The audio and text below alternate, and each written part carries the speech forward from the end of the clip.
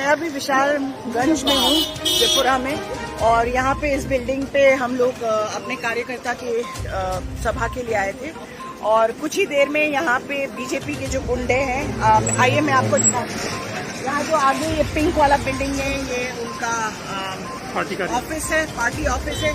यहाँ से करीबन 20-30 लोग आए, आकर देखिए इस हालत से हमारी गाड़ियों को मारा गया है, गाड़ियों की तोड़फोड़ की गई है। ये एक गाड़ी है, मैं आपको दिखाती हूँ, ये दूसरी गाड़ी है, दूसरे गाड़ी को भी तोड़ा फोड़ा गया है। और सबसे मजे की बात और आश्चर्यजनक की बात यह है कि यहाँ पे पुलिस प्रशासन खड़ी थी और पुलिस प्रशासन ने कुछ नहीं किया। हमें खेद है कि इस तरीके का सरकार है त्रिपुरा में, जहाँ में लोगों को सुरक्षा नहीं दी जाती।